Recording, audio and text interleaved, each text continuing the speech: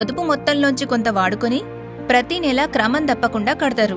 బ్యాంకోళ్ళు తక్కువ వడ్డీకి మనకు రుణాలిస్తారు. వాటిని కూడా క్రమం తప్పకుండా అందరూ కట్టాలే. అక్క, మన సంఘం ద్వారా లబ్ధి పొందినోళ్ల గురించి మీరు చెప్పండి. అమ్మ పల్లవి, సంఘంలో ఉంటే లాభాలేందో నేను చెప్తా విను. ఈ సంఘం స్టార్ట్ అయ్యి 8 సంవత్సరాలైందమ్మా. ఈ 8 సంవత్సరాల నుంచి మా సంఘ సభ్యులు ఎలా ఎదిగారో నీకు చెప్తాను. వీళ్లే మా సంఘంలో సభ్యులు. ఒక సభ్యురాలు భవాని. ఈమె సంఘంలో చేరిన మొదట్లో ఈమె లోన్ తీసుకుని 2 గేదెలు కొనుక్కున్నది. అట్లా పాలమ్మినాక వచ్చిన పైసలతో సక్రమంగా రుణం చెల్లిస్తూ మళ్ళా లోన్ తీసుకుని అట్లా 16 గేదెలు కొనుక్కున్నది.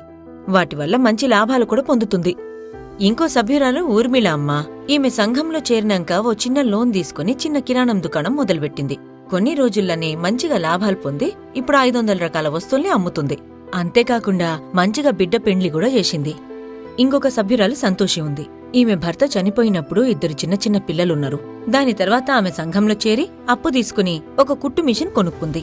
అక్కడ్నుంచి బట్టలు గుట్టడం మొదలుపెట్టింది. తన దగ్గరనే ఇంకొంతమందికి పనిచ్చి తన పిల్లల్ని చదివిస్తుంది. ఈమె పద్మ మన సంఘంలో చానా కాలం నుంచి ఉంది. ఈమె మన సంఘంలో అప్పు తీసుకుని బ్యాంగిల్ స్టోర్ పెట్టుకుంది. వ్యాపారం సక్రమంగా చేసుకుంటూ టైంకి రుణాలు చెల్లిస్తూ తన బిడ్డను చదివించుకుంటూ తన కాళ్ళ మీద తను నిలబడింది. సంఘంలోనే ఉంటే మనం బయటకు ఎక్కడికి వెళ్లకుండా సంఘంలోనే ప్రతి ఒక్క అప్పు దొరుకుతుంది. 4 రకాల అప్పులు దొరుకుతాయమ్మా. ఒకటి పొదుపు, బ్యాంకు, వెలుగు, శ్రీనిధి.